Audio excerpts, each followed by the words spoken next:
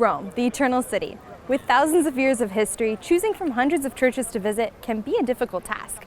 But don't worry, it is absolutely possible to get a taste of a city in just a few days. The EWTN travel team has picked our top 15 spots from around Rome and is going to show you how you can visit them all in just 3 days. Let's get started. As with most metropolitan areas, the city of Rome is divided into distinct neighborhoods, most famously known as the Seven Hills of Rome. Each area has its own traditions, cultural references, and flavor. Of the 15 spots we've picked, a few stand out on the map: Vatican City, the Pantheon in the heart of the Old City, and the Colosseum. To see the whole list, you can visit the Roman Highlights tour, located inside the EWTN travel app, and make your own pilgrimage from point to point. But where do we begin? Behind me is the most famous piazza in the world, St. Peter's Square.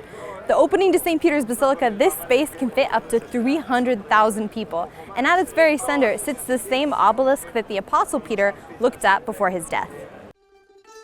As part of your day at the Vatican, you can climb the cupola, stroll the halls of the Vatican museums, and while there, stop by the Sistine Chapel. Finally, while on your way to dinner at the end of the day, check out the Church of Chiesa Nova, resting place of St. Philip Neri. After some time for rest, it's time to gear up for a day of exploring, beginning in the historic district of Rome, starting off with the Pantheon, known for its famous open dome. Literally just around the corner, we have the Basilica of Santa Maria sopra Minerva, which also happens to be the resting place of St. Catherine of Siena. After a busy day of exploring Rome's highlights, this neighborhood is also the perfect place to get in morning cappuccino or a gelato in the afternoon.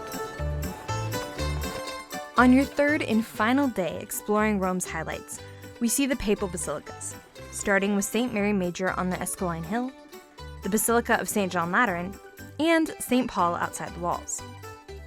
If you want to explore these basilicas, we have another guide full of information about them under the Papal Basilicas tab. Just across the street from St. John Lateran is the Santa Scala, the same steps which Christ walked up to be tried by Pontius Pilate.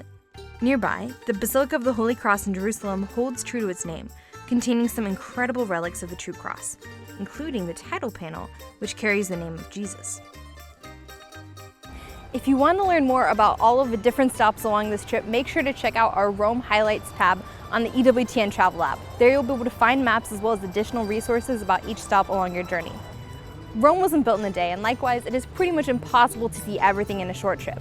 But hopefully these highlights will give you a good taste of everything that this city has to offer.